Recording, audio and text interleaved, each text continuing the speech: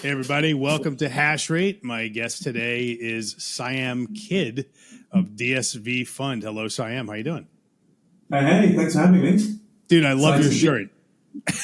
Yeah, this is honestly, I just, in the military, there was like a no bullshit sort of ethos. Anyone that whined or complained was basically shunned and you then leave the Air Force into like Civvy Street and everyone just bitches and moans and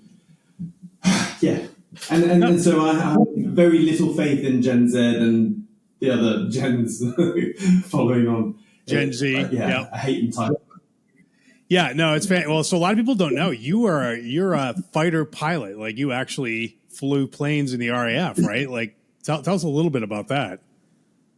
Yeah, I only spent 8 years in the military, and I joined when I was straight out of school when I was 18. And I also started trading when I was 18, and everyone thought I had a gambling problem because I used to blow $2,000 a month on the market every month for the first 4 to 6 years. So it probably was a gambling problem because, like, as a junior officer back then, I remember my take-home income was about £2,200 per month. I'd pay £200 a month to the officers' mess, so that's like accommodation and food and stuff.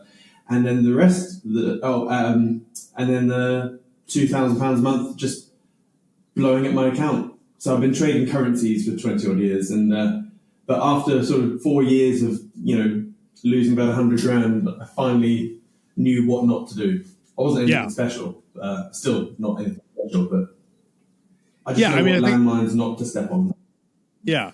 Well, you have to. I mean, but what you did when you were doing that was you were learning, right? Like the Hobbit has to leave the Shire, right? In order to, you get beat up a lot at first, right? Like when you first start boxing, you're pretty much just getting pounded, for when you first start training, you're not actually a good boxer, right? But and you have to learn how to take a punch, right? That's part of it, right? So getting in the arena and losing for a little while, you're actually winning because you're learning. Right. And a lot of people don't understand that. A lot of people are scared to take that first step. Right. Like when I first started doing startups, a lot of my friends were just like in big companies at jobs. Right. And they were not learning the same things I was learning. Right. And I only figured this out later. And you have a lot of moments where you're like, oh, my God, am I insane? Like maybe I should have taken that big job. Right. The startup shit's actually hard. Right. Like it's scary. You could lose everything. Right. Like for real. Right. But yeah. Yeah. So, but you were flying planes. I want to get back to that. So, were you flying? No, so I started off on fixed wing, and then the problem is, like, as I was like, I have an obsessive mentality, so I can only obsess about one thing at a time. So once I started getting obsessed with trading, my Air Force career just went down the drain. To be honest, I wasn't a good military pilot in my opinion. I got chopped off planes. I then went into helicopters for a bit, but as I started making more money with trading, I got a slap in the face when I was 22 years old, I think, and I read the book Rich Dad Poor Dad by Robert Kiyosaki, and it was like, you've got to be your own business owner, blah blah blah. I was like, oh my God, and I read that just as my trading was getting better, and I cringe looking back at those days because I was 22. I was earning more than the station commander, and I was driving around base in an Aston Martin V8 Vantage. It's like all the worst things you could do. Like it was like so many negative eyeballs on me, and I was just like, I was such a cocky twat, basically. Yeah. But when you're stupid, you don't have that self-awareness as like you do when you're older. So yeah. That's true. Yeah, I mean, it's just being a young guy. I mean, we were all sort of there at one point, right? So, okay, so let's talk a little about what you're doing now. So you have a fund, DSV fund. Why don't you tell us about that? What is that, and what are you guys doing? Yeah, I guess a bit of the background will probably help this. So for the last 10 years, I've been buying and selling businesses. So small private equity type stuff using my own money. I set up a PE firm about 10 years ago, and I bought all sorts. Probably bought 30 plus companies. I've set up loads myself, and I've always thought that the full business cycle is set up, run, grow, sell. Whereas most business owners, they set up, run, and then maybe die of a quiet whimper. And so there are very few business owners that go through the full process. And I realized that one of my old mentors, a guy called John Davey, who I respect massively, he used to say, "Oh, Simon, don't get too obsessed about whatever business you're in at the moment. You're just going to play the 5 to 9 game." And I was like, "What's that?" And he was like, "Well, you set up, run, grow, and sell a business for 5 figures. And then you set up, run, grow, and sell a business for 6 figures. And then 7 figures and 8 figures. It's just a game. Don't get emotionally connected to your business." And I was like, that's interesting. So all I've been doing is doing the 5 to 9 game. And the reason being is that, like most entrepreneurs or entrepreneurs, I guess, they watch Grant Cardone, 10x, 10x, and all that sort of stuff. And they're like, right, I've got to go from zero business knowledge or experience and set up the next Uber or unicorn, and it's never going to happen. And you set up a business in passion, in your passion. I'm like, that is utter bullshit. The worst thing you can do in business is set up a business around your passion. I've done that 6 times, and every time I've destroyed a passion. So it's not a good thing. So you need to set up a business and then sell it for lots of money, and then you can do your passion for fun, because business will kill your passion. And so so going through the whole M&A process, I've learned a lot. And every time we sell a business for 5 figures and 6 and 7, you learn so many new learning points each time, because you're just at a more elevated table, so to speak. Yeah. And then, so I sold, my business partner and I sold a crypto PE firm last year for 8 figures, which was nice, low 8 figures. And then, I've got a nice runway, 100 plus years of runway, I don't know. And so we wanted to, I wanted to take things to a different level. So I've always wanted to set up a hedge fund. But obviously, it's taken like 18 months jumping through all of the regulatory hoops. Now, thankfully, our CFO and CEO done most of the hoop jumping. So we only got our license. You're in the UK, so I would imagine it's a little bit harder in the UK to regulatory wise than it is in the United States. I don't know that for sure, but I think it is. It is, but we're not regulated in the UK, so we're in the Bahamas. So the Bahamian SEC regulates us, and that's pretty much the regulatory crypto hub of the world. FTX was based in Bahamas. And, I mean, not that that's a good thing. Yeah, I mean, maybe not the best example, but yes, I understand. And yes, there's a lot of companies. I know there's a lot of companies. For a long time, a lot of people don't know this. There was no other way to operate other than to domicile your crypto thing, whatever it was, in one of those sort of South Seas countries, right? Because in America, the SEC was so cruel and predatory and random and arbitrary. Those days are in the past of Gary Gensler, but there was a period that was very sort of prosecutorial, unreasonable, crazy. It was the only way to operate. So it wasn't weird for a company to be operating that way. So anyway, please continue. Gensler just wanted the biggest grey space possible. He didn't define any key terms of even definitions of what is security, what is a crypto. And so because there's so much grey area, no one even dared set up a proper business in the US for fear of getting a Wells notice. So but thank God for, the new Trump admin, because basically if you look at the cabinet, they're all super pro-crypto. Yeah. I mean, the head of the new SEC is the ex-chairman of Ripple, I think, Paul Atkins. I mean, And then you've got Howard Lutnick. He's setting up a massive sort of corporate, publicly listed sort of crypto holding company. So we finally got clear guidelines of what is what. So we're the public don't see this, but the wheels of big money is starting to really spin. Yes. Yeah. That's so anyway, so you have this fund, DSV fund, and it focuses on BitTensor only, right? Like you're a BitTensor only hedge fund, is that correct? Or is it a general crypto fund? No. So technically, if you look at our documentation, we're a digital asset hedge fund, a crypto hedge fund.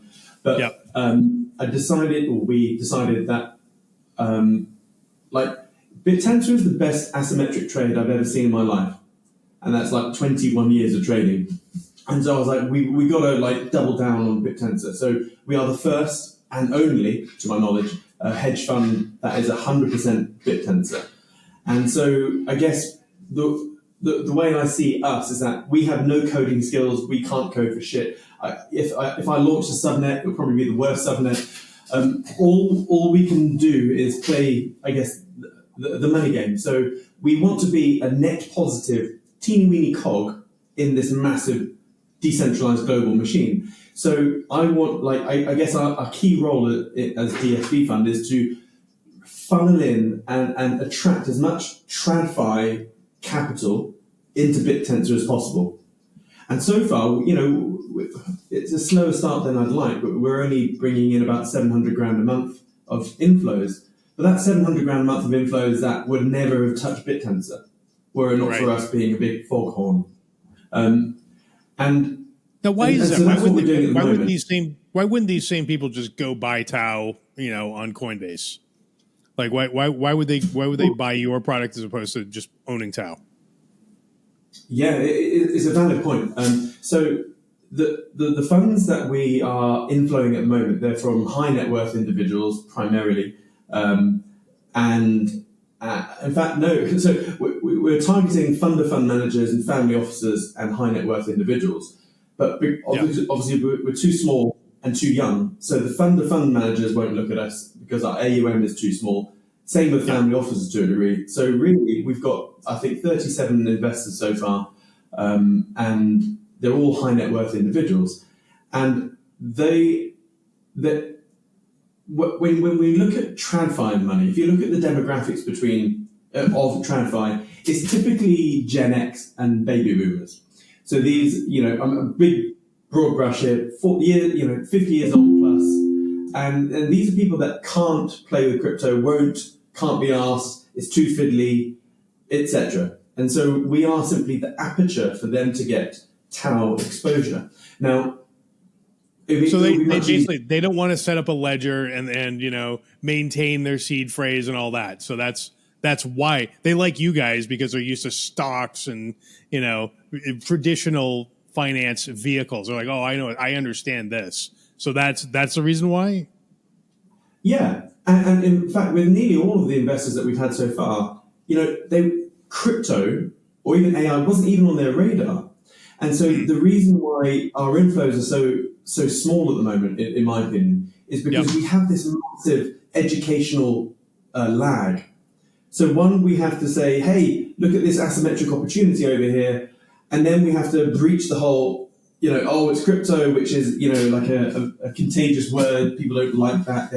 People tend to have a negative internal immune reaction to the word crypto. Yeah. And you know, as you know, BitTensor straddles three things. It straddles VC, crypto, and AI. So we have to just educate these people. And so when we find someone that's, you know, at least intellectually open-minded, we then have to educate them. You know, we don't force them like, hey, buy TAO. It just won't work. So we educate them. Yeah. And then, you know, maybe 1 month, 2 months later, they obviously do their own research, because people like to discover things themselves. They don't like being forced into something. Yes. And so then 4 months later, they're like, hey, it's time, let's get going. And then we do the paperwork. So, but, you know, my goal is that eventually I want to basically suck up and neutralize all sell side. So I was looking at the sell side in Mexi and Binance, and on average, it's about $20 million per month net of sell side. Obviously, I can't get optics into Coinbase Prime, but with Mexi and Binance, that's where most of the selling is happening, really. It's roughly 20 million. Obviously, when stuff is going up and down, it can spike up to 50. So what I would like to do in a relatively short period of time is get $20 million per month of inflows from baby boomers and TradFi and normies and institutions. So I can then just kill the sell side. And then when you look into where or who is doing that $20 million a month, it's not retail. It's validators, miners, and subnet owners. Because all of these entities, and I say this lovingly, by the way, if you're a Valley subnet owner or a miner, like, You are the troopers and soldiers of the system. We just want to help you. So instead of, mining a shit ton of alpha, or getting it as a value or a subnet owner, and then having to dump it on market, let us be your exit liquidity. We will gobble that up. So, and if we can gobble up $20 million a month worth of, ecosystem sell side, then TAO itself is just going to go nuts. And then, I've done a lot of thinking and investigating in terms of when you look at all the subnets and their incentive mechanisms and the relationships between the miners and whatnot. Bittensor doesn't really get going until TAO is really around about $2,000 to $3,000. Yeah. And then TAO really, Bittensor as a whole really gets going. So I just want to be that little shepherd to try and help push price up and get, at least a base level of TAO of 3K. Yeah, no, I think, I've been hearing from a lot of different corners, including just lately, we had that Bittensor dinner in Los Angeles last night, which was great. And so I've been, I talked to a lot of people quite, throughout the day in the Bittensor ecosystem, and without naming names or being very specific about it, I hear from a lot of different people that a lot of institutional money is about to start avalanching into the TAO ecosystem and into subnets in general. It's going to come very soon from a lot of different directions. That is what I'm hearing. And on top of this, we have we have several efforts underway to provide an on-ramp for consumers in the Solana and Ethereum and Base ecosystems to on-ramp directly into Bittensor and TAO, because right now it's kind of hard for them to get into subnets, right? So that is about to change on the sort of UI side. And there's about 7 or 8 different efforts that are all going to launch, I think, in the next month or so. I'm actually getting a demo of Simply TAO, who were in Paris. Were you in Paris, by the way? I don't remember whether you went to Paris or not. The best week I've had in years. So you were there. Okay. Oh, we got to talk about that in a second. Yeah. But yeah.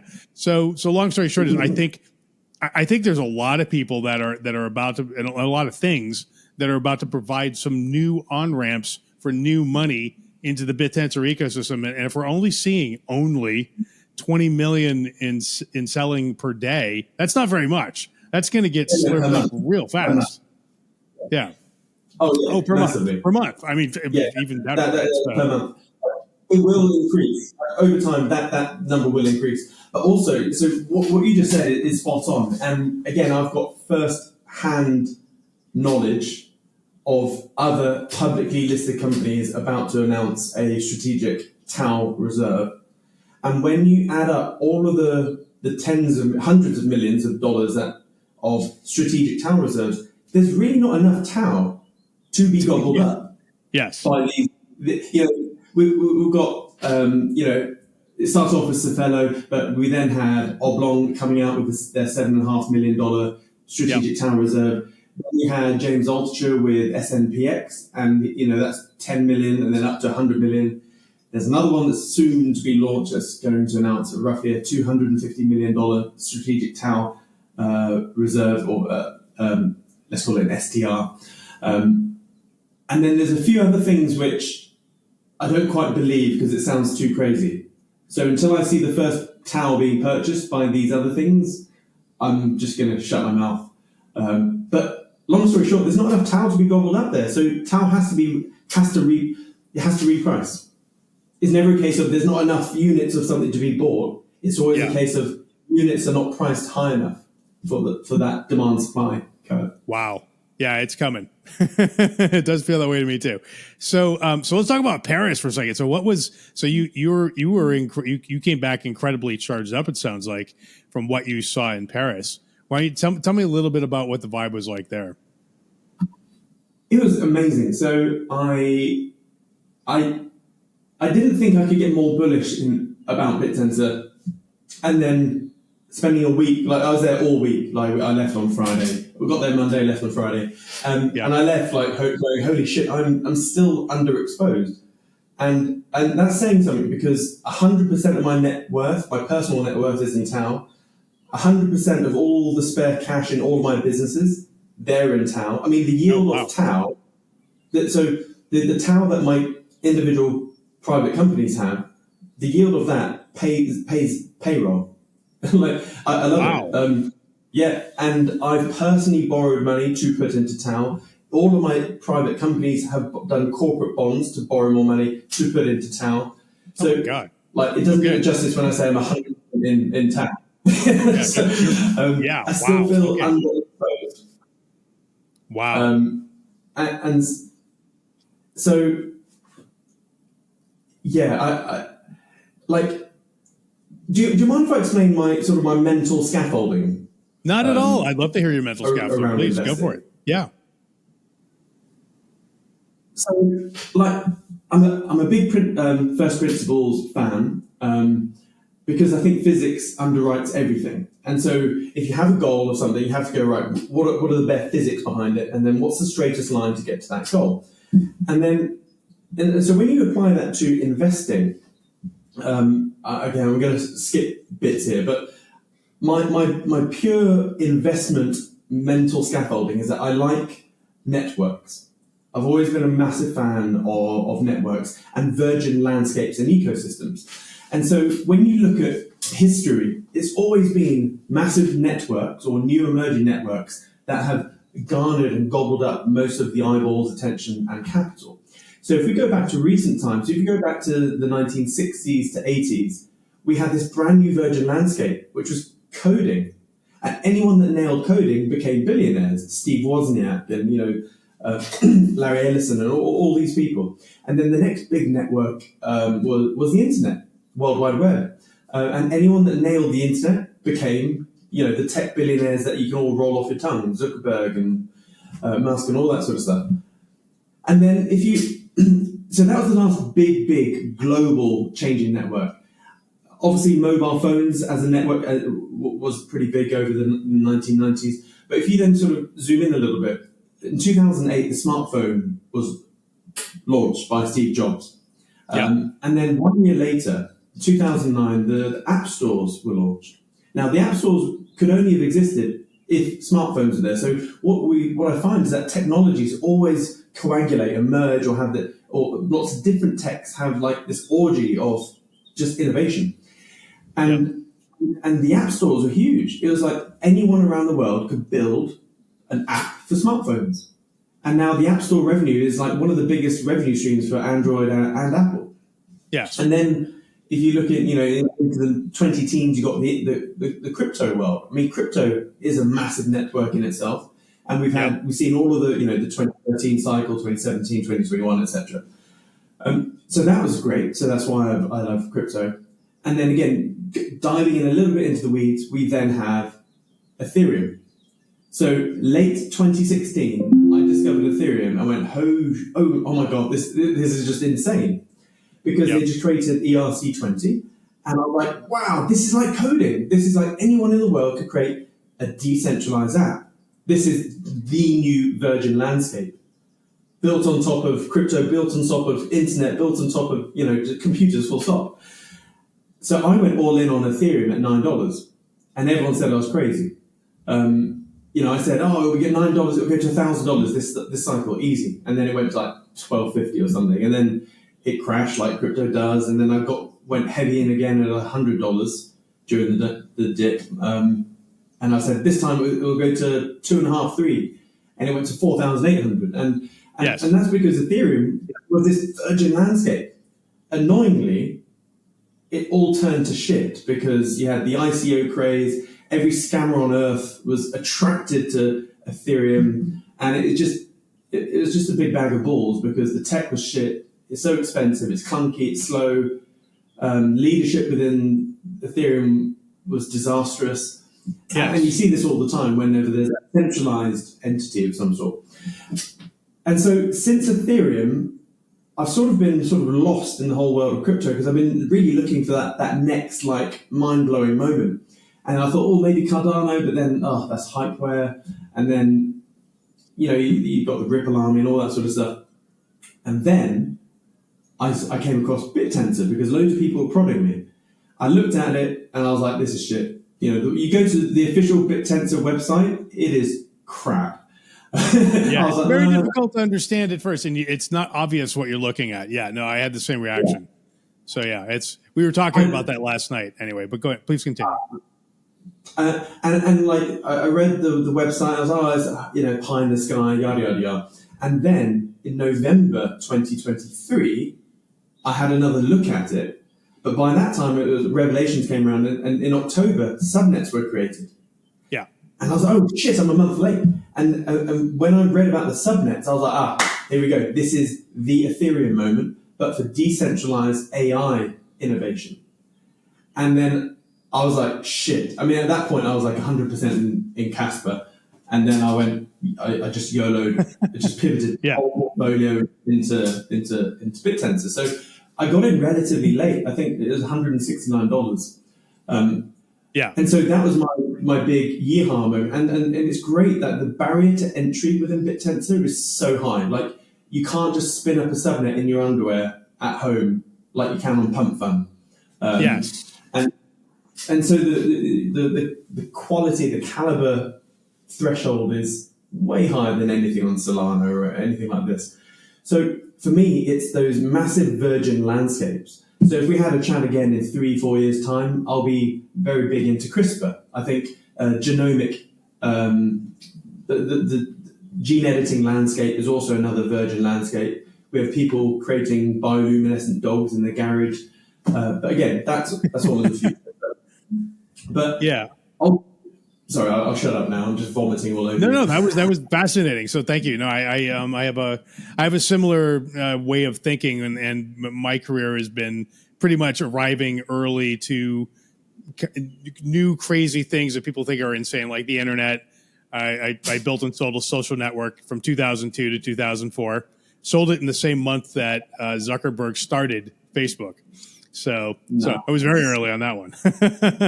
And then, early to Bitcoin, I was in the Ethereum ICO. So we think very similarly about trying to find these new completely virgin landscapes. So I'm with you on that. So I want to ask you, that's 2015. That was very early. Yes. Yeah. Well, I was doing a podcast like I'm doing right now. Right. And I was just interviewing anyone who would talk to me about crypto stuff.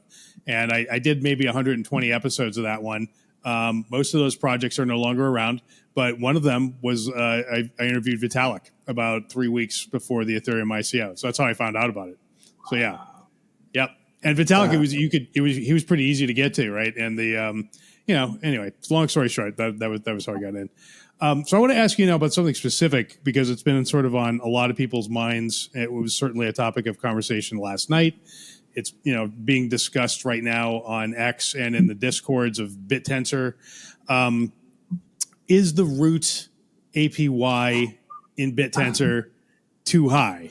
Right now, so let me just set the stage for those who aren't familiar with this. Right, so when subnets were born, right, and alpha tokens were born, the thesis was before subnets and alpha tokens, you'd be able to stake your TAO and make something like 18% APY pretty regularly, right? You just got emissions, just like Bitcoin miners make emissions, right? If you stake TAO, you made emissions from the system.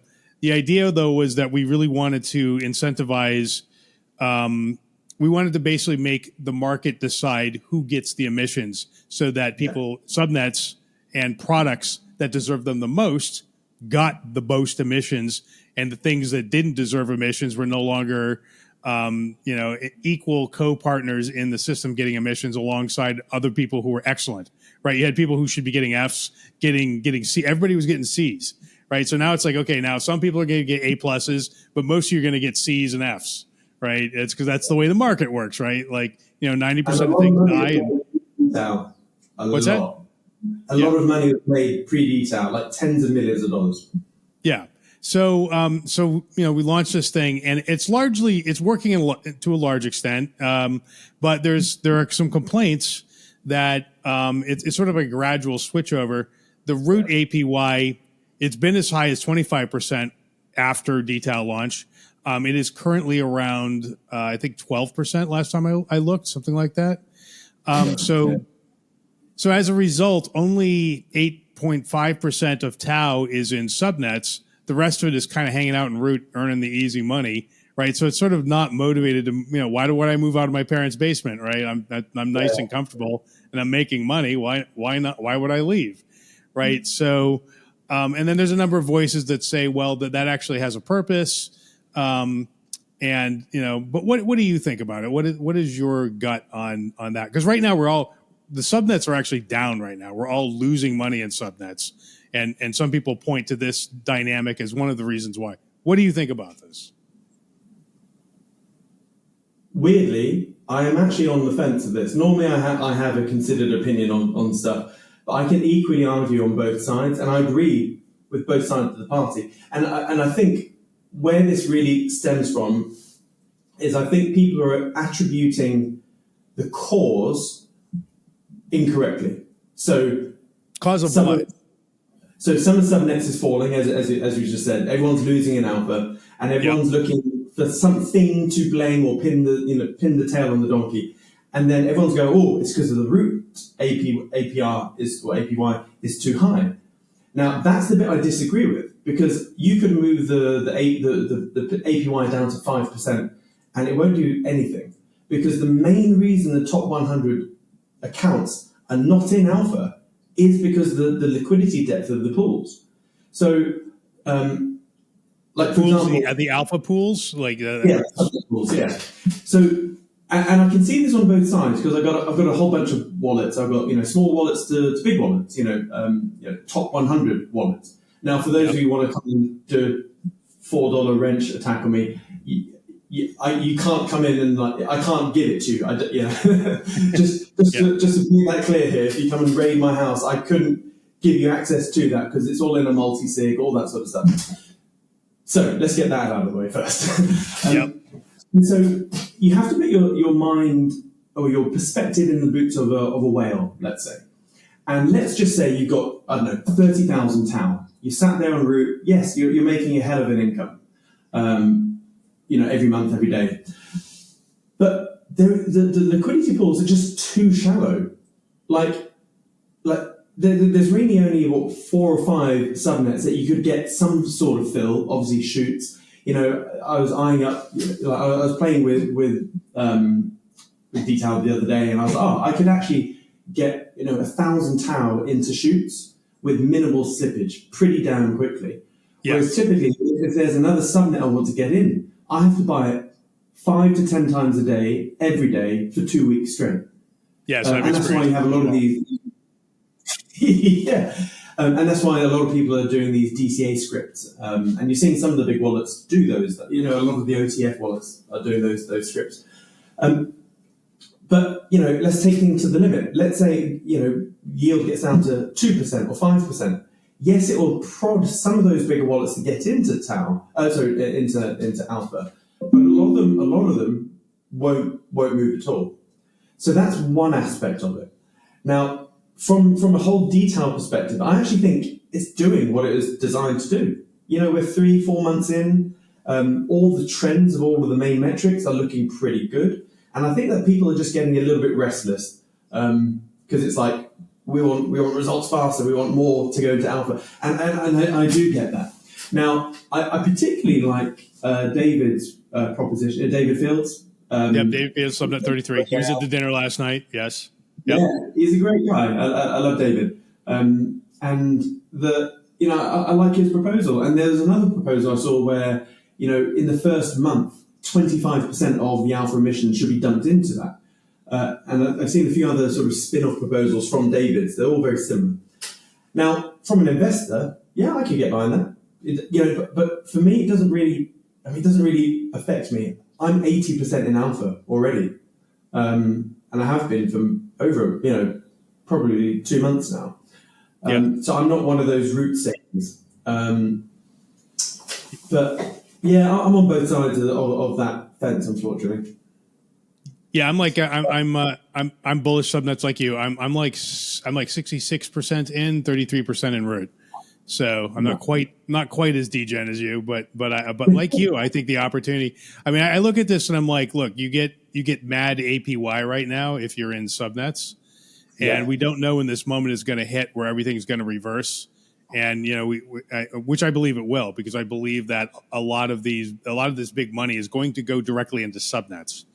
So I think it's going to bypass. I mean, a lot of it's going to go into TAO also, but I think a lot of it's specifically going to go into subnets, because the subnets are massively undervalued at the moment, right? So even Shoots is worth like 100 million, right? It's not worth $1 billion. So and it should be worth $1 billion given its performance and the amount, what it's doing. Like it should easily be worth $1 billion. So I think that's going to correct at some point soon. Could we just quickly double click on this whole market cap type thing? Because I think there's a lot of misconceptions when it comes to subnets and market caps. Do you mind? Please. So obviously a lot of the holders in BitTensor are crypto people, right? That's really 90% of our base are crypto investors. They found BitTensor, it straddles crypto and AI. It's all good. And unfortunately, all of these crypto investors, they've got the crypto sort of cassette tape put in their head, and they're like, they look for market caps and FDVs and all that sort of stuff, which is great, but it doesn't work with subnets. So I personally do not give a shit about market cap or FDV. They are the most useless metrics, in my personal opinion. And I know a lot of people disagree with this. And you have to go back to how a subnet token is priced. So the alpha price is the amount of tau in the pool divided by alpha in the pool, okay? And then let's say the price, let's say a bunch of people buy a subnet token, price goes up, and price needs to go up for a certain period of time to adjust the EMA, as in the emissions EMA. Once the emissions EMA starts kicking up, more emissions are then given to that subnet. Yep. And that's demonstrated with more alpha going into the pool every block. So in every block, there's so that's every 12 seconds, you have 1 tau going into the pool and up to 2 alpha going into the pool. It's not always 2 alpha. So it's definitely 1 tau, 1 alpha. And depending on how well that subnet is doing, it's up to 2 alpha going into the pool every block. Now, so the subnet's doing well, emission, the EMA is going up, they're getting more emissions. Now, that acts as a sell-side pressure to that subnet. And so what I worked out pretty soon after DTAO launch. So the better you do, the more selling happens automatically. Like the bigger your market cap is, right? That makes the chain start selling your alpha tokens more, right? Yeah. Is that correct? Yeah, pretty much. Are we allowed to share screen on this, or does that? Yeah, you can. Absolutely. That works. Okay, beautiful. So one of the metrics which a lot of people, I believe, don't understand is this one down here. So as you can see, it's the amount of tau needed to sustain prices for 360 blocks. So let's just focus on this big red one, this big red sort of thing. So this is something before, this is Shoots. Now the way to understand this is, as you can see, it says tau needed is 12.879. Okay, so let's get a calculator out and use 12.879. Now, 360 blocks, that's what's called a tempo. And there are 20 tempos in each 24-hour period. So you do 12.879 times 20. And it means in order, if we just go back to the price of Shoots right now, which is 0.216 tau. So in order for Shoots to maintain 0.216 tau, they have to have 257.58 tau worth of buying every day just to maintain price. So it's 350 now, so times 350.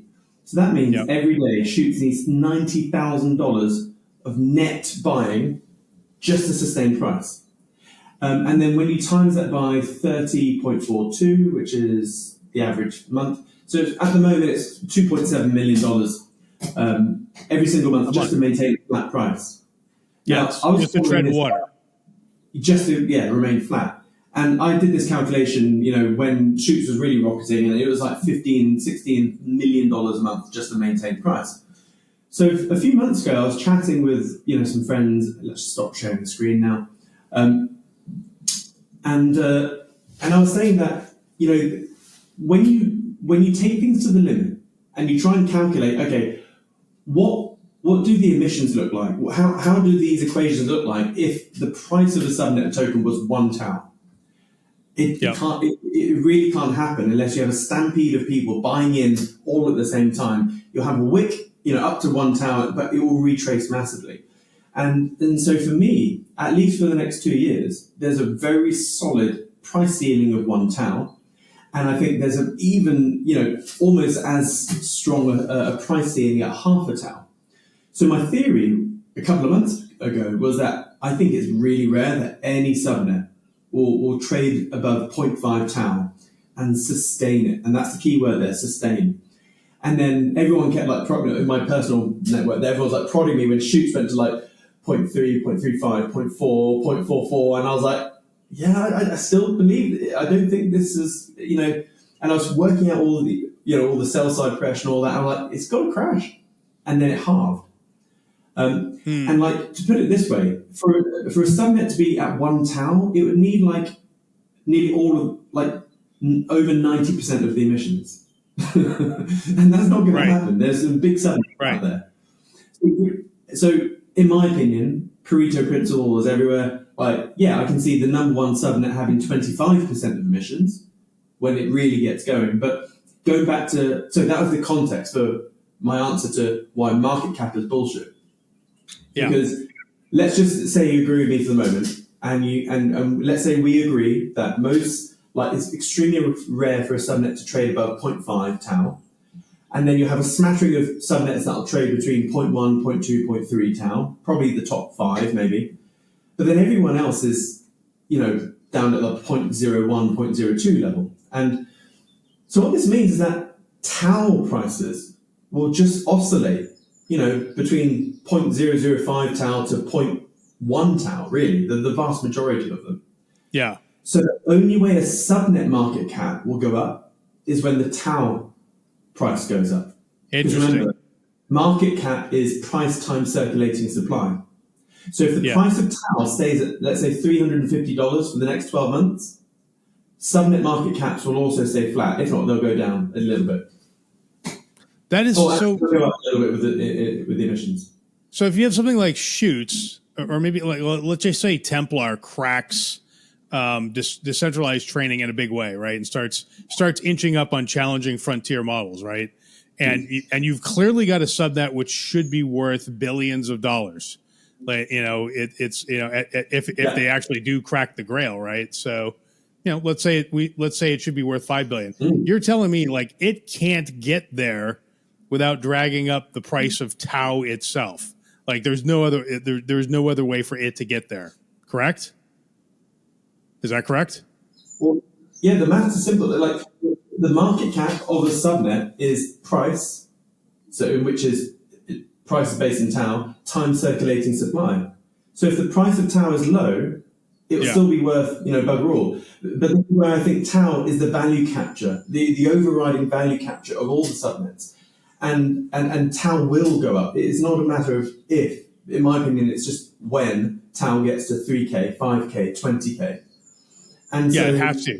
When you see, it has to. And it's a bit it's sort of chicken and the egg. When you look at Bitcoin and then you have the halving schedules and whatnot. A lot of people in the past have said, when Bitcoin halves, it won't be profitable for the miners, and then miners will run away, yada, yada, yada. But what does Bitcoin do? It prices. Yes. Yeah. No, it definitely. TAO will reprice when a subnet or 5 of them starts kicking centralized AI's ass. Yeah. It's pretty simple. And then when the TAO price increases, the market cap of every subnet does this. And I cannot wait until we go to the AI category on CoinGecko and the top 10 AI projects are all subnets. Yeah. Okay. Yeah. No. I mean, that's what it sort of feels. I think you're right. I think this is a valid thesis, and I think we were talking last night about. I'm trying to remember what we were saying. We were talking about. I know. So one of the other guys that we were speaking with. There were 2 people there from Arca, the crypto hedge fund here in LA, actually pretty close to where I live, and the Arca guys. Jeff Dorman and that crew. Jeff was not there, but some other folks from his crew were there. And they were arguing that once subnet tokens are available for trading on Solana or Ethereum or Base or on Kraken, because it looks like Kraken is going to at some point soon offer direct purchase of subnet tokens on their centralized exchange. Once you can buy shoots with USDC or Solana, that is going to devalue TAO, because TAO is no longer sort of the reserve currency of buying subnet tokens. What do you think about that? Does that help things or does that hurt things? I don't think so. Most of these new sort of liquidity avenues that sort of poke into the subnets, most of them don't bypass TAO. From my knowledge at the moment, so there hasn't been much real documentation around all of these new liquidity avenues. But the ones I've read so far, they're not bypassing TAO or the liquidity pools. I don't have a clear-cut answer for you. Just from an empirical perspective, TAO is most likely going to be repriced as more eyeballs and attention comes onto subnets. And with a lot of them, you can't access, the capabilities as a subnet without TAO. It's the oil, the lubricant of the ecosystem. Yeah, agreed. Okay, let's talk about one of your tweets, because this is a pretty cool tweet. I've read it several times now, and I just want to make sure we go through it here. So you basically price sort of your thesis on which subnets you buy and why, and you talk about this range. That you're basically, you buy it within a specific range and expect it to go up to a specific range, and it looks like you're following this formula. DSV has announced some subnets that they've invested in, right? And it feels like those announcements have tracked with this thesis. So tell us which subnets you generally like, which ones you've invested in, and tell us about this thesis that you posted. Yeah, so I have to straight away say there's a big difference in thesis or the way we execute from our OTC deals and my trading stuff. So the OTC stuff, so first of all, with the OTC stuff, as I said, like at the beginning, I just want to be a useful teeny weeny cog in this machine, and I just want to help subnet owners. In my opinion, subnet owners are the true heroes in BitTensor, because BitTensor dies if the subnets don't deliver. So I want to help them out as best as I can. And a lot of them, they need to sell their alpha to pay the electricity bills, payroll, but they don't want to dump because they're worried about negative eyeballs going, oh, subnet owners dumping, let's dump it. Yeah, sure. So we want to be we're just a friendly credit card. If they're stuck for cash, use us as a friendly credit card, line of credit, and we'll help you out. And we'll make a big song and dance out of it so everyone knows they're doing it at OTC, but yeah. So with that OTC stuff, we park, buy, park, and forget it. That goes straight to the multi-sig wallet, and then, idle fingers don't get, distracted. So that's that stuff. So I don't touch it. With the trading side, this is really for TAO amount maximization. So, like, let's just say TAO is going to at least $3,000 over the next 6 to 9 months. Okay, let's just say that it's going there.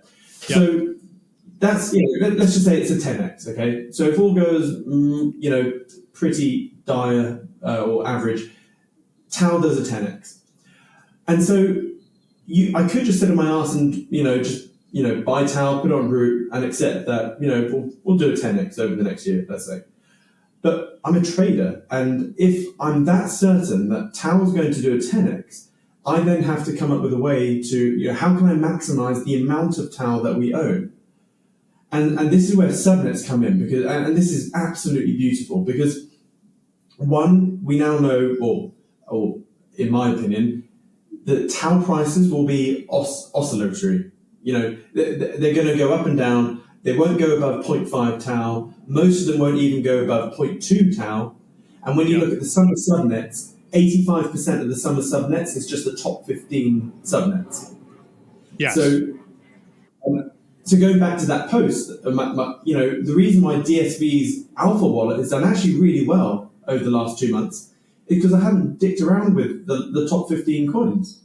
So when some of the subnets is crashing, that's really just the top 15 subnets which are crashing. Yep. And also the top 10 or top 15, the subnets within them are constantly rotating in and out, just like the S&P 500 or the FTSE or whatever. And loads of the top 10 have crashed more than 50%. Subnet 8, Subnet 1, nearly all of them have done a 50% drop. Whereas, there's some real gems out there which have actually gone up over the last couple of months. Now, so in fact, I'm willing to lift my skirt. Do you want me to go through our alpha screening process? I'll happily share that if you want. Absolutely. I have not had. So okay, CEO, COO, they don't. So just to understand your process a little bit, because this is really interesting. So you look at the top 15%, which is 85% of the market cap of TAO, and you basically say that's dangerous because it's already too big, right? So the bigger things, they can fall a lot more easily, right? So let's stay away from that. Yeah. And let's play sort of down, I guess, in the mid range where they're not schleppy nobody subnets. We know something about them. They've had some success, but they also haven't blown up yet. That's that's the thinking. Yeah. And you've done better playing in that range, middle of the pack, mid pack. Yeah, I guess so. So, do you mind if I share my screen again? Please. And I think if I draw it out, it makes way more sense. Yeah. Sweet. Okay, so let's say here is a subnet, and the start call function kicks in. The price then goes to nothing, and then you have crazy volatility for the first couple of weeks. The subnet then starts to bleed out for a period of time, a week, a month. It all depends. And then the average, and again, the key word here is average price action. Yep. And then it forms a bit of a bottom. And then at this point here, this is, you can have a whole range of different things. But when you look at every subnet chart, I would say 95% of them look like this. Yes, we are all familiar with this chart. Exactly. So there's me sat there thinking, right, this is a really heavy ceiling. No subnet is going to be worth one TAO. It's at least not over the next 2 years until we start having some hardenings. And then I've got this other massive ceiling, in my opinion, of 0.5 TAO. So where I see things is that, okay, well, I'm a trader. I look for the highest expected value bands, for trading. And I think, well, wait a minute. There's a lovely band here where a subnet has already bled out, and then it's just it's now starting it's bottomed out, and it's now starting to show signs of improvement. And it varies, obviously, depending on each one. But that level I like to look at is at 0.005 TAO. So 0.005 TAO. Plus, when you look at the emissions have also bottomed out, and then they're starting to come back up. And normally when you see something around 0.005 TAO, you'll see emissions between sort of 0.15 to 0.2% in emissions, and you start to see lovely growth there.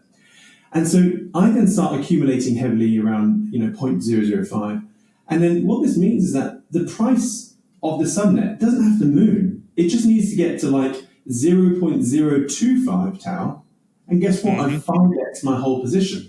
Which means if I put 100 TAO in that position over here, of course it's going to take me a couple of weeks to do so because there's no liquidity.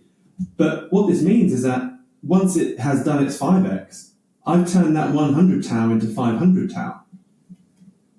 Yep. Does that make sense? It makes total sense. And then so then I take 75% of that out to then recycle into another subnet. And then I keep 25% in just to run because who knows, this, it's done well to get to 0.25, 0.25, but it could go to 0.1, 0.2, 0.3. And then, so then I can still get the upside if it is the next shoots or, gradings or whatever. And so really coins between 0.005 to, let's say, 0.03 are really my high EV bands. And another way you can look at this is go, right, shoots is 0.2 tau, let's say. Yeah. What is the likelihood that I'll get 5x on that? Well, it's not going to happen. So I can't trade shoots. If you got another big coin which is like 0.1 tau, what is the likelihood that will 5x? Again, very unlikely. So if you're in the business of growing the amount of tau in your pot, dicking around with the top 10 is not your play.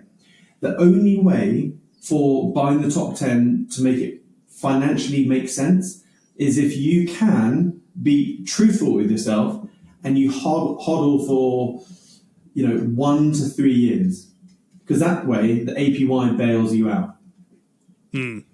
Well, so this is, I think this dynamic is absolutely in play and true right now. This is what I have observed also. Do you think this dynamic changes when outside money starts pouring in? And, like with regular crypto, it's sort of like the rich got richer, right? So the top coins got the most investment. Bitcoin got the most investment, right? So when the institutional money comes in, they go, how about that shoots thing? It's number one. Let's just invest in that fucking thing, right? Like that's how they think, right? We've seen this movie a bunch of times. Do you think the dynamic changes with that money or not? Honest answer is I don't know. I'd like to think it does change. I'd love nothing more than to be wrong. Because if I'm wrong, it means there's way more upside. Yeah. Okay. But have I stopped sharing the screen? I just want to double check. You did. Yeah, we're all good. I would love to be wrong. But for me, that's why DSV has done really well over the last 2 months, even though some of Subnets have crashed. It's because, we love getting into those high EV bands. It's a great trading thesis. I love it. Michael White liked it as well. We had a little chat about it. So yeah. Yeah, and it just means that if I'm being pessimistic, I reckon I can at least 5x the amount of tau that I have over the next year, whilst tau itself does a 10x, let's say, and I've done the maths. I could conservatively do a 20x, even though tau has done like a 10x, if that makes sense. Yeah, no, it does. It makes total sense. The alpha size, as in the active part of the hedge fund comes in. But I think one thing that may be helpful to a lot of, I guess, newer investors is if I share my OTC subnet selection process. Sure, with that, please. Yeah. And this will be the last thing we talk about because we're coming up on the hour here, but please do. Sorry. And tell us a little bit about the subnets. I don't know. You've announced some subnets that you've invested in, so let's talk. Tell me which subnets those are as well as part of this. Yeah, we invested in 1, 2, 13, 33, 44, 50, and 25. So 3 macrocosmos, and then Omron, Ready AI, Synth. I'm in Omron too. It's sort of an oddball one, but I think that one's got. That one could be a very big one, I think. Yeah, okay, you think what I think. Colin is awesome. Colin needs more eyeballs on Omron. As Jake says, it's SSL for AI. And it's needed. It is needed. So, I love all of them. I don't think there's a stronger team in BitTensor than Macrocosmos. Equally as strong, I guess, is Score. So the reason the reason I love DTAO is originally BitTensor was straddling AI and crypto, but now DTAO it's now also straddling the VC world and or the PE world. So now every single subnet is like a brand new AI startup, or that's what they are. So then people like me can go, sweet, I know how to evaluate these because I've done it for the last 10 years. So I start with the people. Do I like the people? Do they have a good C-suite? And I've had a lot of chats with different subnet owners, and there is a stark difference. So, for example, let's take Score. Freaking love Score. And one of the reasons Score, in my opinion, is so freaking strong is because, yes, it's doing something cool tech-wise, but the C-suite impresses me more than anything. So if you look at the pedigree and the background of Max, you'd invest in Max on his own. You'd invest in Nigel. If he went off, you'd invest in Justin. I mean, I didn't fully understand Justin until I spent some time with him last week in Paris. Justin has a hell of a background. And then you've got Peter, their chief AI architect, and he's a polyglot. So this is the strongest C-suite I can see so far, and they are obsessed with revenue, and I think subnets that deliver revenue and convert a chunk of that revenue into alpha purchases will be that lovely flywheel. So whereas some subnet owners, and I'm not saying this in a derogatory sense, they're really amazing technicians, the great building tech, but they've never set up a business before. They've never gone and got enterprise contracts and got big 7-8 figure revenue streams in. Whereas Score has done that, and I have zero qualms that Macrocosmos will do that as well. So yeah, the Macrocosmos guys are great. I've had them on a couple times, so yeah, big fans. Just saw them in Austin like a month ago at Endgame. So yeah. Okay. Well, we're a little bit over the hour here. Before we go, anything you want to plug? Websites, Twitter handles? This is the time. No, just if you know anyone that wants to get into BitTensor but doesn't want to play around and do all the fiddly stuff themselves, and they're a high net worth investor, just ping them over to DSV, and we will gladly look after them and treat them like royalty. And also, we're launching Revenue Search. Friday is our first episode, so novelty search and hash rate and the BitTensor Guru podcast are beautiful for the long form, deep dives. But I think Revenue Search, we're going to cap them at 15 minutes, and I just want as many of them as possible. And the sole focus of Revenue Search podcast is right, you have a new revenue announcement, share it. Yeah. And I think this will help normies and non-coiners understand subnets better. Yeah, no, we definitely need that. I mean, I try to keep it dumbed down, but it becomes insider baseball on this show for whatever reason, despite my best efforts. So it is what it is. All right, everybody. My name's Mark Jeffrey. This has been Hedge.